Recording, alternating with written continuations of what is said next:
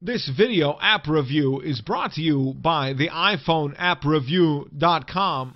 What's up, everybody? This is Luke Patrick with the iPhoneAppReview.com.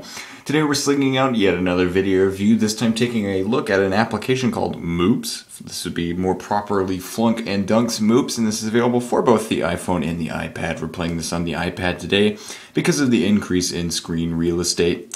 The application is available for $4.99 in the iTunes App Store. So if you want to go ahead and download it, you can, and then you can play along at home. I'm going to go ahead and just show you the options very quickly. Not a lot going on here other than the two control methods, which I'll talk about in just a second.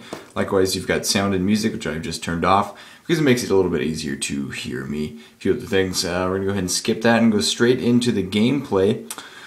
This game is, I would say, very much a combination of platforming and a typical sort of arcade game. What does that mean? It means that you get platforming levels that end up in arcade-based mini games. There we go.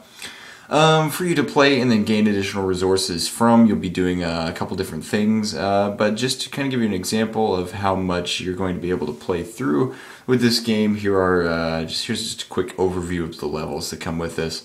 Quite a lot, and to be honest, we like the variety in the levels. We think it's great, and the level design itself is typically phenomenal. So here is how the game essentially works. You can travel to a specific level, and then each level has a set number of houses that you have to visit. These houses are infested with certain creatures. The entire point of the game is that you are sort of a extermination on wheels team duo that's right here. And the idea is that you go around whacking baddies, collecting them, and then exterminating other critters from people's houses. You in turn collect these critters, which you'll see in just a second, and then you return them for a cash prize, which you then use to buy additional things, like I've bought this pirate outfit, as well as a plunger, which does more damage, etc., etc. So it's quite a fun combination. I'll go ahead and try to show you some of the gameplay. Let's see if I can't get to a house. Actually, let's go ahead and go to a simpler level so you can see some of that. As you can see, the graphics are top-notch, which is something that we like a lot about this game. We like the fact that the game is so simplistic, so easy to pick up as far as controls and layout. It's very simple to find your way within levels. There are signs that show you if you're a little bit confused or a little bit lost, but for the most part, not a problem at all. There's only two buttons to use, a jump and a smack. And your mate behind you will collect all the critters, so no problems there. So in general, very simple to pick up, but at the same time very complex in the sense that the graphics are actually quite deep and provide a lot of, I'd say visual appeal is the word that I might use to describe that. As far as concerns that we might have about the gameplay, not a lot.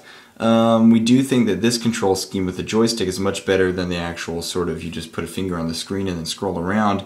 We're not as big a fan of that one.